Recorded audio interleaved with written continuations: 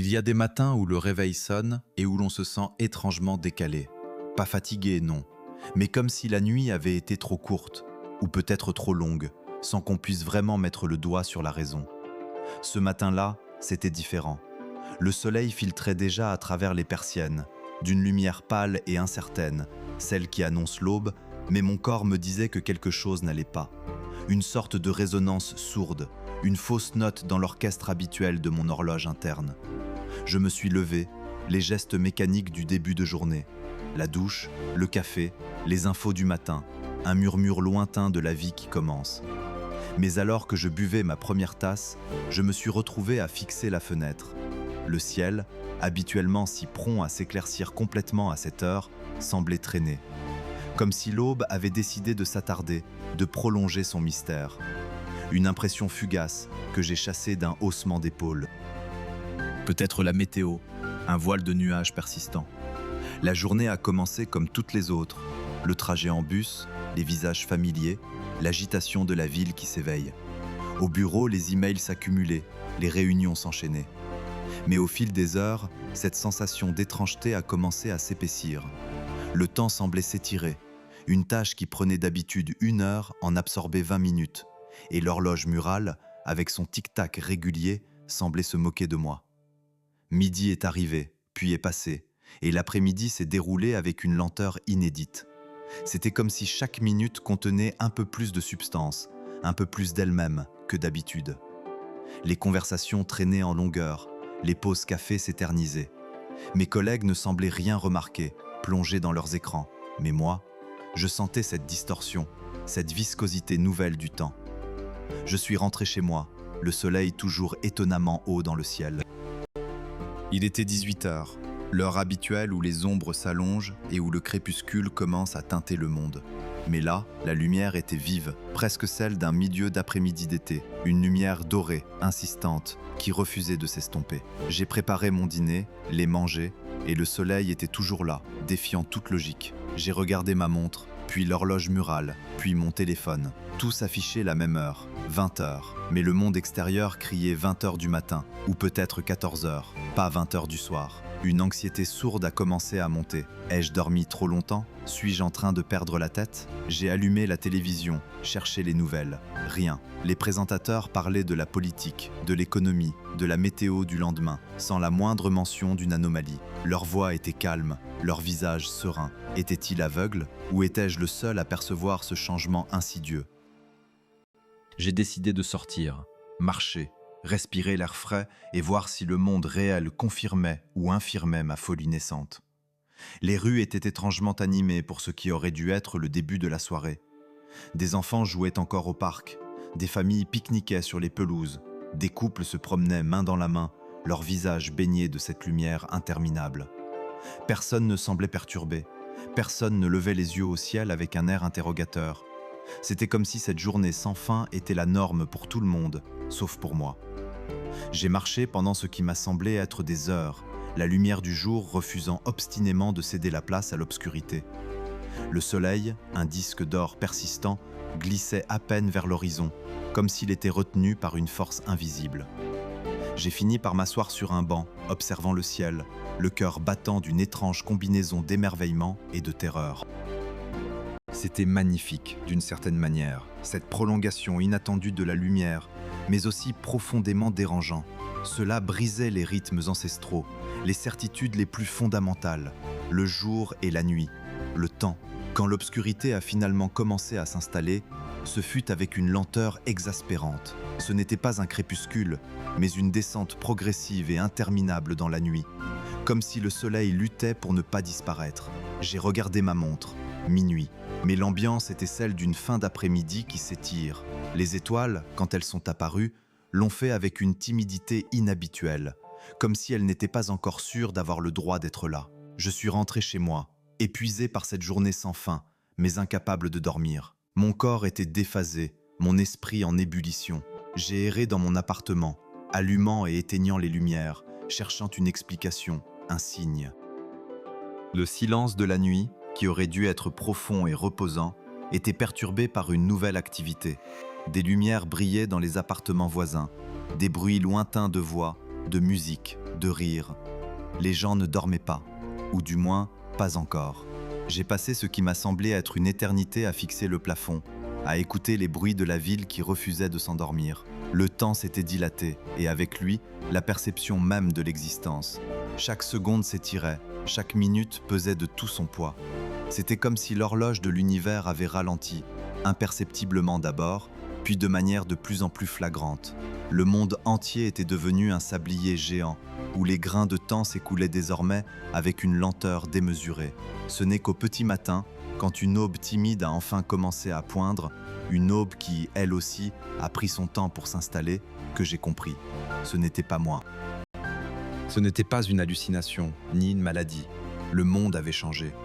La journée ne durait plus 24 heures, elle durait bien plus. Une nouvelle réalité s'était glissée dans le tissu même de l'existence, sans bruit, sans avertissement. Et je me suis demandé, comment allions-nous vivre dans ce monde où chaque jour était une éternité? Comment allions-nous nous adapter à cette nouvelle ère de temps étirés, de lumière prolongée, de nuits sans fin? La question flottait dans l'air, aussi vaste et insaisissable que le nouveau jour qui commençait, déjà prometteur d'une durée inouïe. Le soleil pâle, enfin, s'était hissé au-dessus de l'horizon, non pas avec la fougue habituelle d'un nouveau jour, mais avec la lenteur d'un vieil homme fatigué, traînant son drap de lumière sur un monde qui n'en finissait plus de s'éveiller. Il était, selon mon horloge murale, cette imposture mécanique, environ 6 heures du matin, mais mon corps, lui, hurlait à la trahison.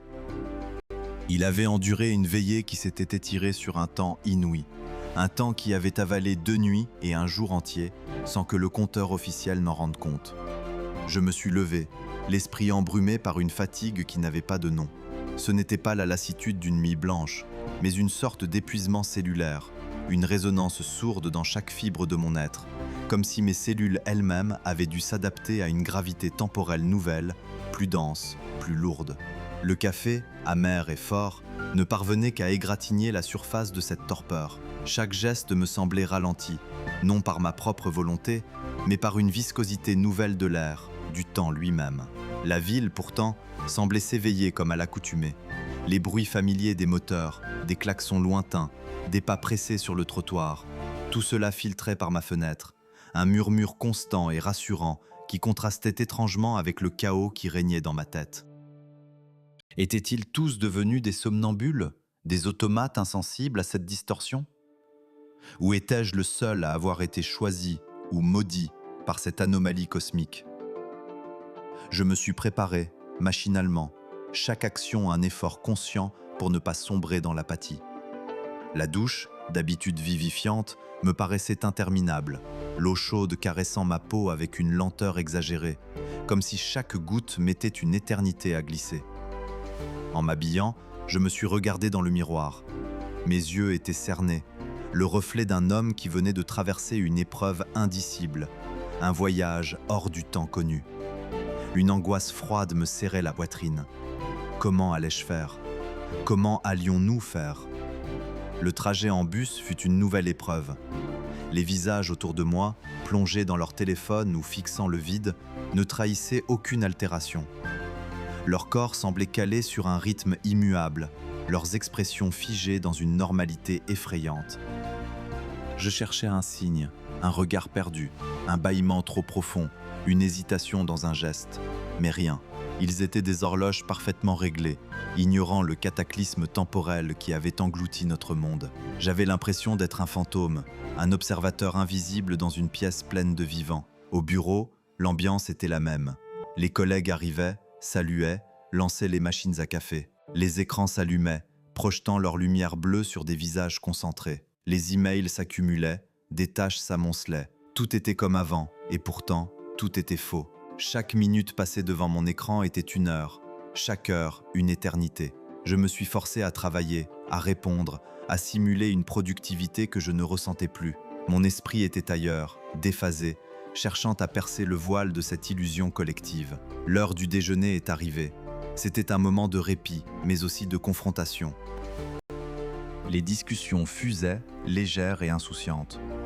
Personne ne mentionnait la lumière persistante de la veille, ni la nuit qui avait refusé de venir. J'ai mangé sans faim, mon estomac noué par une anxiété sourde. Comment pouvais-je leur parler de cela?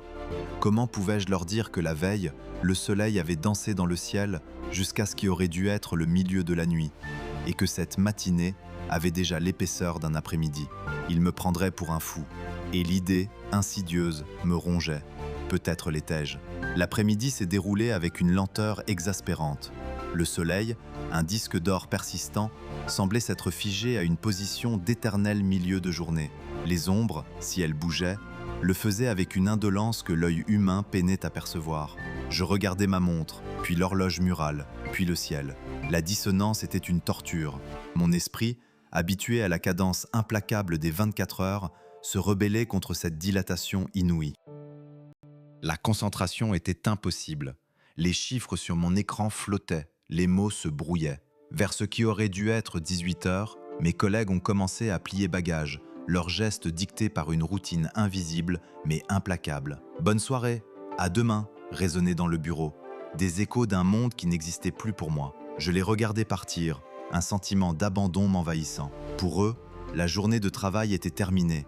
Pour moi, elle venait à peine d'atteindre son apogée. Le soleil, toujours haut, se moquait de leur départ. Je suis resté. Je ne pouvais pas rentrer chez moi et affronter l'étendue vide de mon appartement avec cette lumière éternelle. J'ai erré dans les couloirs déserts, le silence du bureau amplifiant le tic-tac imaginaire de cette horloge cosmique. J'ai allumé les informations sur mon téléphone, cherchant désespérément un titre, une mention, un murmure de cette anomalie.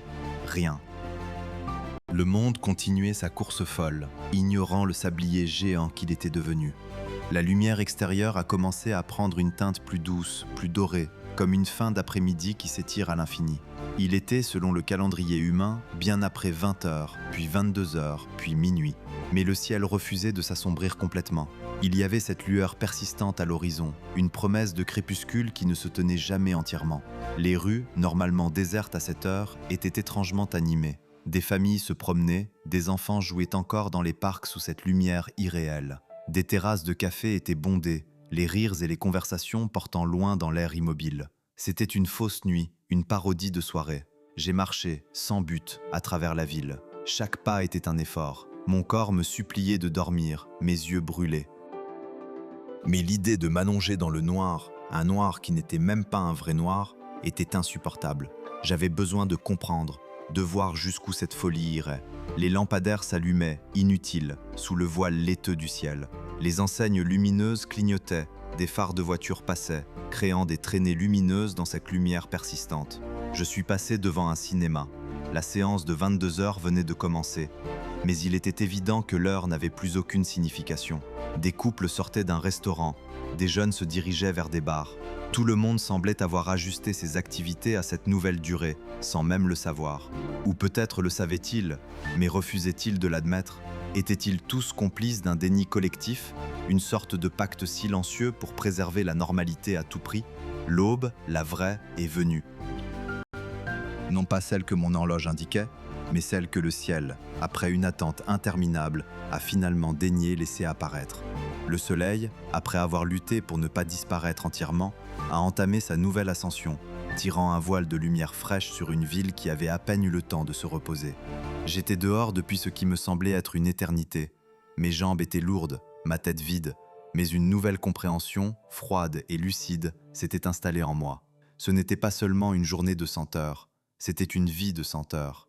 Chaque journée, désormais, serait un marathon, un test d'endurance pour l'esprit et le corps. Les cycles naturels étaient brisés, les animaux, les plantes, comment allaient-ils s'adapter? Et nous, les humains, avec nos horloges biologiques gravées dans nos gènes, comment survivrions-nous à cette nouvelle cadence? Je suis rentré chez moi, non pas pour dormir, le sommeil semblait une illusion lointaine, mais pour me confronter à cette nouvelle réalité. Les informations sur mon téléphone étaient toujours muettes. Le monde, mon monde, était un grand théâtre où je semblais être le seul spectateur à avoir remarqué que le décor avait changé. La solitude m'a envahi, plus lourde que la fatigue. J'étais seul dans cette conscience, seul à porter le poids de ce secret cosmique. Et si cette dilatation n'était que le début? Et si le temps continuait de s'étirer, chaque jour plus long que le précédent, nous entraînant vers une éternité éveillée, une conscience sans fin? L'idée était à la fois terrifiante et étrangement fascinante. Nous étions des naufragés sur une île temporelle, ignorant les vagues qui nous emporteraient. La question n'était plus pourquoi, mais comment. Comment vivre dans cette nouvelle ère où chaque heure était un cadeau empoisonné, une chance de plus de voir, de sentir, de penser, mais aussi une épreuve de plus pour notre fragilité humaine. Le monde avait ralenti, mais mon cœur, lui, battait à la vitesse de la panique.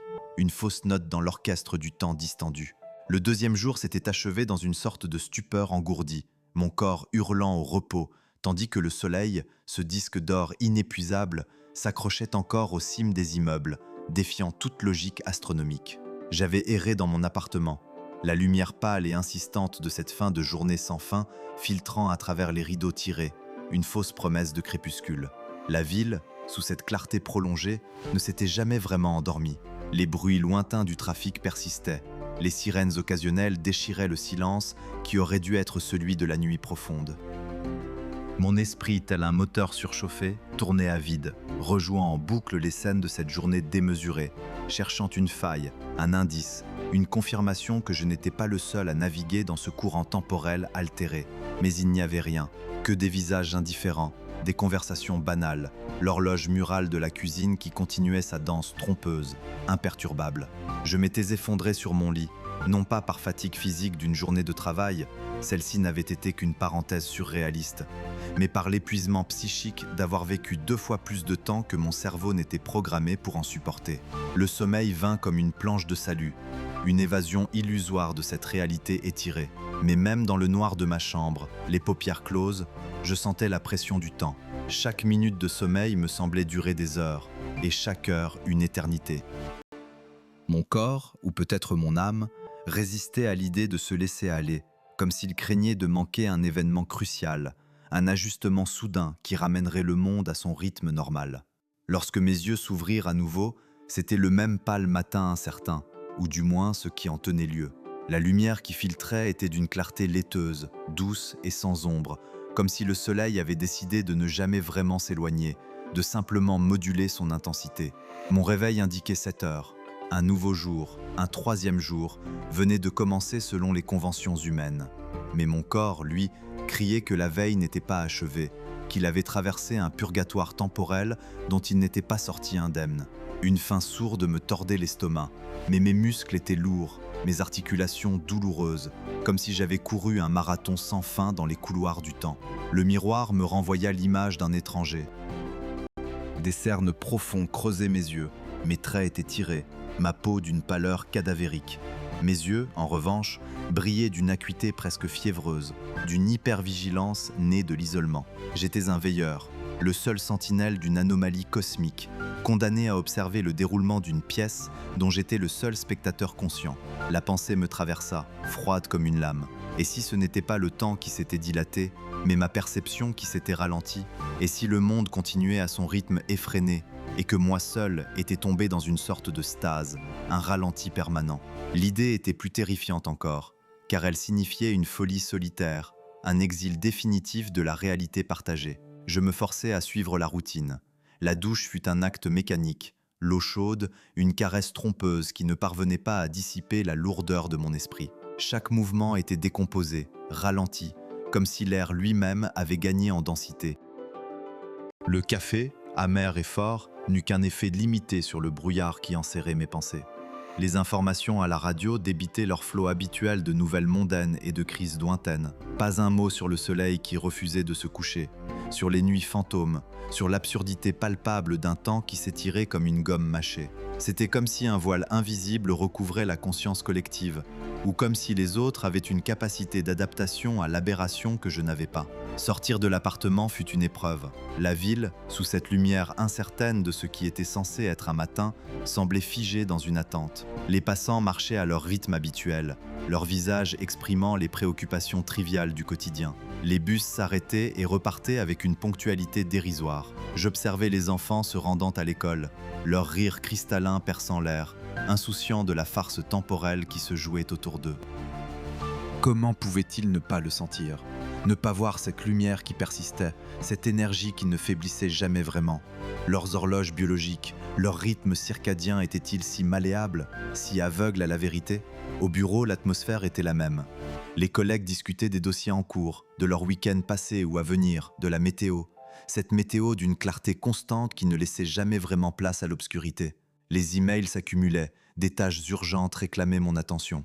Je m'efforçais de me concentrer, de simuler une normalité à laquelle je n'appartenais plus. Chaque minute passée devant l'écran était un supplice. Le temps était devenu un tyran silencieux, un bourreau invisible qui me poussait sans relâche à travers des heures qui n'en finissaient pas. Mes yeux brûlaient, ma tête tambourinait d'une douleur sourde, mais la journée, selon le cadran, n'était qu'à peine entamée. Vers ce qui aurait dû être le milieu de l'après-midi, alors que le soleil, toujours haut dans le ciel, n'avait pas bougé d'un pouce perceptible, une anxiété nouvelle commença à me ronger. Non pas l'anxiété de la découverte, mais celle de l'adaptation. Comment vivre dans ce monde?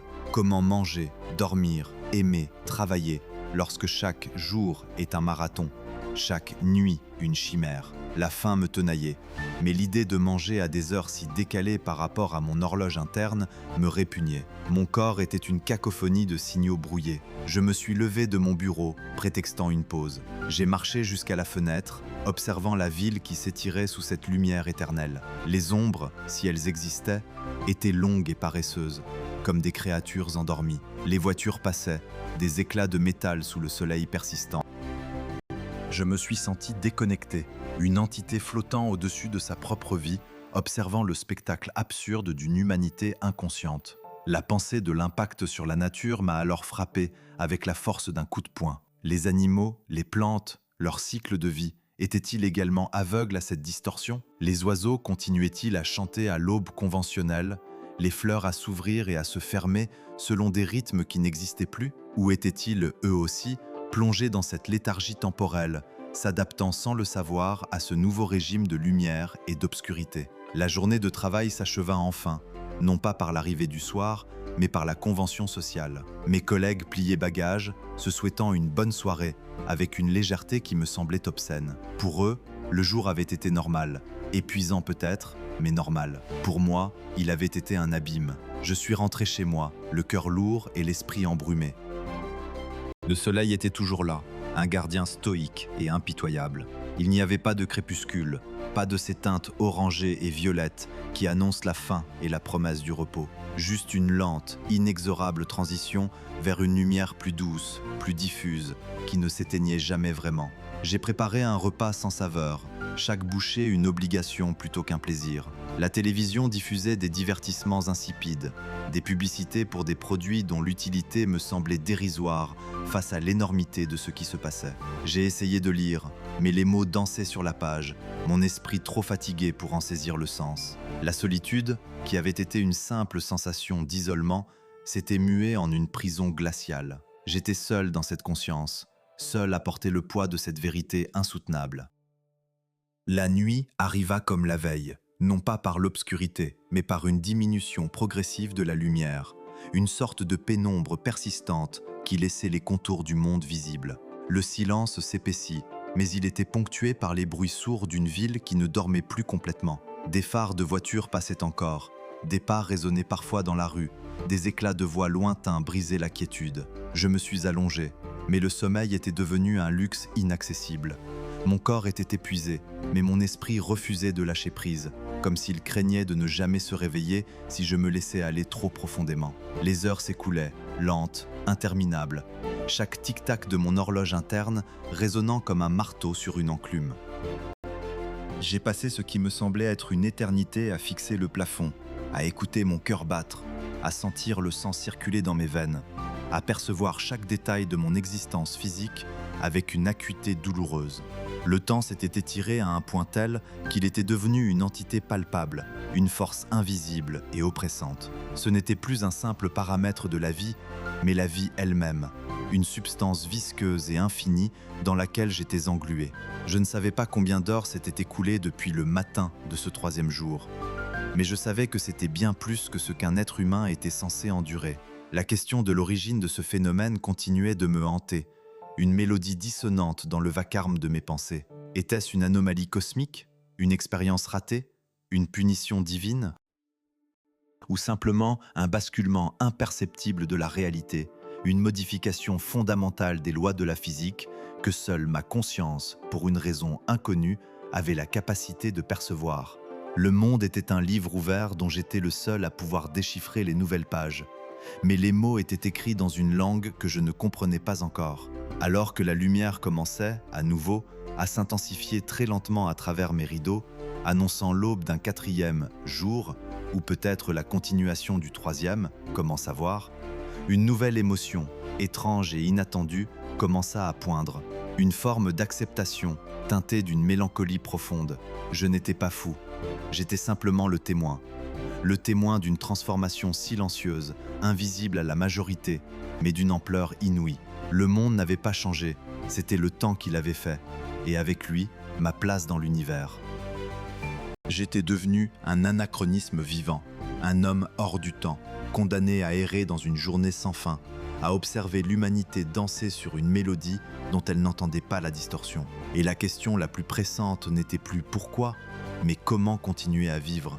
Comment trouver un sens à une existence qui s'étirait à l'infini sous un soleil qui refusait de mourir? Mon horloge biologique, mon âme, mes souvenirs, tout était en train de se déliter, de se réécrire sous la pression de cette temporalité nouvelle, de cette éternité éveillée qui m'attendait à chaque matin. L'acceptation avait été une encre fragile, jetée dans un océan d'incertitude. J'avais compris, ou du moins j'avais choisi de comprendre, que j'étais un témoin solitaire, une anomalie vivante dans un monde qui, pour tous les autres, continuait de tourner à une cadence imperceptiblement modifiée. Chaque aube nouvelle n'était plus une promesse de renouveau, mais le début d'une autre éternité. Une toile vierge sur laquelle se dessinerait une journée dont la fin semblait reculer à mesure que l'on s'en approchait. Le réveil, ce matin-là, fut une lente émergence d'un sommeil qui, malgré sa longueur déraisonnable, me laissait une persistante sensation d'inachèvement. Mon corps, cet instrument jadis si finement accordé au cycle terrestre, était désormais une mécanique déphasée, un métronome dont les battements discordaient avec la symphonie du monde.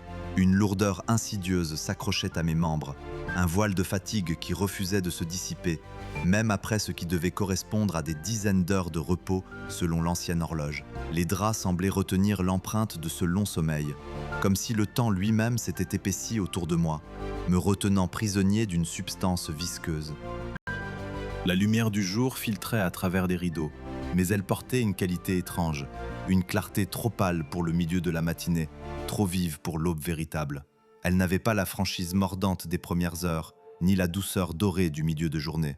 C'était une lumière hésitante, comme si le soleil lui-même luttait pour se décider, projetant des ombres dont l'étirement et la densité changeaient avec une lenteur exaspérante. Je me levai, les articulations craquant sous le poids de cette temporalité nouvelle, et m'approchai de la fenêtre. La ville en contrebas fourmillait déjà, mais avec une énergie différente. Le bruit des voitures était un murmure continu, un fond sonore qui s'étirait sans pic ni creux marqué. Les piétons marchaient, leurs silhouettes projetées en de longues ombres fines, et je les observais, cherchant des indices, des signes de leur propre lutte. Mais ils semblaient flotter dans cette nouvelle réalité avec une inconscience déconcertante. Les boulangeries restaient ouvertes, leurs vitrines illuminées bien au-delà de l'heure où elles auraient dû fermer. Les terrasses de café accueillaient des clients qui s'attardaient, leurs conversations s'étirant, leurs rires se prolongeant, comme des notes tenues à l'infini. Le monde entier était devenu un vaste tableau vivant, dont la vitesse de lecture avait été ralentie à l'extrême. Mon propre rituel matinal était devenu une parodie. Le café, préparé avec une précision d'horloger, était bu dans un silence étiré, sa chaleur se dissipant lentement dans mes mains. Chaque geste, chaque pensée prenait une ampleur démesurée. La lecture du journal, autrefois une affaire de minutes, se transformait en une exploration minutieuse de chaque article, chaque mot pesant d'un poids nouveau. Les nouvelles elles-mêmes semblaient avoir été écrites pour un temps dilaté. Les événements se déroulaient sur des périodes si vastes que leur urgence s'émoussait, leur impact se diluait. Au bureau, l'absurdité de la situation atteignait son paroxysme. Les réunions s'étiraient sur des durées qui auraient jadis correspondu à des journées entières. Les discussions, autrefois rythmées par l'impératif de la montre, devenaient des joutes oratoires, où chaque point était disséqué, chaque argument pesé avec une minutie qui frisait l'obsession. Mes collègues, avec leurs visages impassibles et leurs gestes mesurés, semblaient naviguer dans ce temps lent avec une grâce naturelle, comme des poissons dans une eau plus dense. Ils mangeaient, travaillaient, interagissaient, puis mangeaient à nouveau et travaillaient encore, sans jamais exprimer la moindre surprise devant l'allongement anormal des heures. Ils s'adaptaient, sans le savoir, transformant leur journée en de longues suites de microcycles, chacun remplaçant l'autre. Leur indifférence était un couteau silencieux. Je me sentais comme un fantôme, traversant leurs existences sans laisser de traces, sans être perçu dans ma singularité. Leurs rires lointains, leurs murmures étouffés, leurs pas feutrés sur la moquette du bureau, tout me parvenait avec une résonance sourde, comme si j'étais enfermé dans une bulle de verre, observant un monde dont je faisais partie, mais auquel je n'appartenais plus vraiment. La solitude, déjà pesante, s'épaississait, se transformant en un sentiment d'aliénation profonde. Je passais de longues heures à ma fenêtre, après ce qui aurait dû être la fin de ma journée de travail, observant le ciel. Le soleil, ce disque d'or persistant, semblait monter et descendre avec une lenteur inouïe, comme un pendule paresseux. Ces rayons, autrefois si prévisibles dans leur course, se diffusaient en un dégradé infini de teintes, passant du pâle argenté au jaune soufré, puis à l'orange brûlé, avant de s'attarder dans un crépuscule qui s'éternisait. La nuit, quand elle finissait par s'installer, n'était jamais vraiment noire. C'était une pénombre profonde, un bleu nuit teinté de violet, où les étoiles scintillaient avec une intensité accrue, comme si elles aussi étaient prisonnières de cette dilatation, leur lumière lointaine s'étirant vers nous avec une patience cosmique. Les cycles lunaires, jadis si réguliers, étaient devenus des arcs majestueux et lents. La lune, pleine et ronde, pouvait dominer le ciel pendant ce qui me semblait être plusieurs nuits consécutives de mon ancienne existence, ces phases se déroulant avec une dignité solennelle. Je me demandais si les marées, les migrations animales, la floraison des plantes, tous ces phénomènes liés au rythme terrestre, s'étaient eux aussi adaptés, ou s'ils luttaient, invisibles, contre cette nouvelle tyrannie du temps. Les arbres de mon parc voisin, leurs feuilles bruissant à peine sous une brise qui ne semblait jamais pressée, semblaient immuables, témoins silencieux et indifférents. Mon corps, lui, ne trouvait pas la même quiétude. Les repas étaient devenus des événements isolés, sans lien avec la faim véritable ou l'heure. Je mangeais quand la faim se manifestait, mais elle était elle-même une sensation décalée, une urgence sourde qui montait lentement et s'estompait tout aussi lentement. Le sommeil était un combat. Je m'allongeais, la fatigue pesant sur mes paupières, mais mon esprit, hyper éveillé par cette perception anormale, refusait de se taire. Je calculais, je mesurais, je tentais de trouver des patterns, des explications, des réconforts. Les nuits s'étiraient, offrant des étendues de silence et d'obscurité où mes pensées prenaient des proportions gigantesques. Je me levais souvent, déambulant dans mon appartement, observant la ville qui ne dormait jamais vraiment. Les lumières des immeubles restaient allumées, des silhouettes se déplaçaient derrière les fenêtres, des bruits lointains de travaux ou de livraisons me parvenaient. Le concept de nuit n'était plus qu'un mot vide, une absence de soleil, mais pas une cessation d'activité. Le monde avait trouvé un moyen de s'adapter, de remplir ses heures supplémentaires avec des tâches, des loisirs, des existences prolongées. Et moi, comment pouvais-je m'adapter à ce qui me déchirait de l'intérieur? J'étais un anachronisme vivant, un homme dont l'horloge interne tournait à une vitesse différente de celle de l'univers. Le temps n'était plus une ligne droite, mais un fleuve dont le courant s'était ralenti jusqu'à l'immobilité, ses eaux devenues opaques et lourdes. Je me sentais comme un nageur luttant contre un courant invisible, épuisé par un effort constant et sans fin. Je me demandais si ce phénomène était localisé, si ma ville, mon pays, ou même notre planète, était la seule à subir cette étrange dilatation. Ou bien était-ce une transformation universelle, une nouvelle loi physique que le reste de l'humanité avait acceptée sans même la nommer? L'idée d'être le seul à percevoir cette altération était une torture silencieuse. C'était comme être le seul à entendre une mélodie dissonante dans un orchestre où tous les autres musiciens jouaient en parfaite harmonie, sourds à la fausse note qui me vrillait les tympans. La peur, cette compagne fidèle de mes premiers jours de découverte, avait évolué. Ce n'était plus la panique de l'inconnu, mais une anxiété sourde, une mélancolie profonde face à l'inéluctable. J'avais fait le deuil de mon ancienne vie, de mes repères temporels, de la simplicité d'un monde où 24 heures suffisaient à contenir une journée. Mais le deuil était un processus sans fin dans cette nouvelle temporalité. Chaque jour était un rappel constant de ce qui avait été perdu. une éternité de solitude et de perception altérée. Je me suis mis à écrire, pas des journaux intimes, mais des observations, des notes sur la lumière, sur le comportement des ombres, sur la durée des silences, sur les imperceptibles changements dans le rythme de la ville. Je tentais de cartographier cette nouvelle réalité, de lui donner une forme, de la rendre intelligible, ne serait-ce que pour moi-même. C'était ma manière de lutter, de ne pas sombrer entièrement dans la folie que cette solitude temporelle menaçait d'engendrer. Chaque mot posé sur le papier était un ancrage, une tentative désespérée de graver ma vérité dans un monde qui semblait l'ignorer. La question persistait, lancinante. Continuerait-il à s'étirer, ce temps ? Chaque jour serait-il plus long que le précédent, jusqu'à ce que les siècles se fondent en de vastes étendues d'immobilité, jusqu'à ce que l'existence elle-même devienne une unique, interminable seconde ? Je n'avais pas de réponse, seulement l'expérience de cette dilatation sans fin. Et dans cette expérience, j'étais seul, un naufragé du temps, dérivant sur les vagues lentes d'une éternité sans fin. Le monde, autour de moi, avait fini par trouver son propre équilibre. Sans un mot, sans une explication qui aurait pu me rejoindre, il s'était réorganisé. Les villes avaient appris à respirer sur des cycles plus longs. Les infrastructures s'étaient adaptées. Les enfants étaient nés dans cette nouvelle perception du temps, ignorant l'urgence frénétique de mes 24 heures d'antan. J'avais observé, depuis ma bulle de temps ralentie, les villes lumières s'étendre, les zones de sommeil se dessiner, les nouvelles générations grandir avec une patience et une résilience que je ne pouvais qu'envier.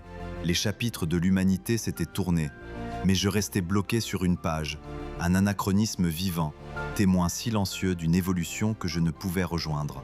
Pendant un temps que je ne saurais plus quantifier, j'ai lutté contre cette réalité. J'ai cherché des failles, des preuves que j'étais sain d'esprit, que le monde s'était trompé. J'ai crié dans le vide de ces heures dilatées, espérant qu'une âme perdue comme moi entendrait mon appel. Mais le silence fut ma seule réponse, la lenteur du temps ma seule compagne. Mes mots dans ce journal devinrent ma seule encre, ma seule preuve d'une existence qui, pour tous les autres, n'avait plus de sens. Et puis un jour, la lutte a cessé, non pas par épuisement, mais par une étrange forme de capitulation. J'ai cessé de vouloir que le temps me rejoigne. J'ai cessé de vouloir rejoindre le temps des autres. J'ai accepté ma condition d'observateur, de témoin d'une ère révolue et d'une ère nouvelle, à la fois dedans et dehors. La solitude, qui m'avait tant torturé, s'est muée en une forme de sagesse singulière. Le temps, qui m'avait oppressé, est devenu un vaste océan où je pouvais nager sans hâte, explorant chaque vague, chaque courant. Je ne dors plus vraiment, mais je me repose. Je ne mange plus à heure fixe, mais quand la faim se manifeste, une sensation rare et précieuse. Je ne vis plus selon un calendrier, mais au rythme des ombres qui s'allongent et se rétractent sur des durées inimaginables. Le concept de jour et de nuit s'est dissous, remplacé par une danse éternelle de lumière et d'obscurité, chacune durant ce qui me semble être des vies. Ceux que j'appelais les anciens, ceux qui se souvenaient des 24 heures, ont disparu, emportés par le vrai temps, celui qui continue d'avancer malgré ma perception figée. Les nouveaux enfants, eux, ont grandi, bâti, aimé, sur des cycles que je peux à peine imaginer. Je les regarde parfois, depuis ma fenêtre, comme on observe un film au ralenti. Leurs gestes sont fluides, leurs rires résonnent, leur vie se déroule avec une grâce que je ne comprends qu'à travers le prisme de ma propre éternité. J'ai trouvé une paix étrange, une sorte d'équilibre improbable dans cette existence décalée. Je suis devenu le gardien du temps oublié, le dernier vestige d'une temporalité révolue. Mon corps vieillit, mais mon esprit, lui, vit dans une immensité que personne d'autre ne peut partager. Je contemple l'aube qui dure une éternité et le crépuscule qui s'étire en un lent adieu. Je ne suis plus un homme qui attend la fin de la journée, mais un être qui s'est fondu dans l'infini de chaque instant. Le temps n'est plus mon ennemi, il est devenu mon refuge, mon univers entier. Et dans cette solitude immense, dans cette dilatation perpétuelle, j'ai enfin trouvé ma place, celle d'un témoin, d'un observateur, d'une conscience qui flotte, éternelle, sur les vagues d'un temps nouveau. Mon histoire n'aura pas de fin, car pour moi, la fin n'existe plus. Il n'y a que le présent, vaste et infini, et l'acceptation sereine d'être, pour toujours, l'homme du temps dilaté.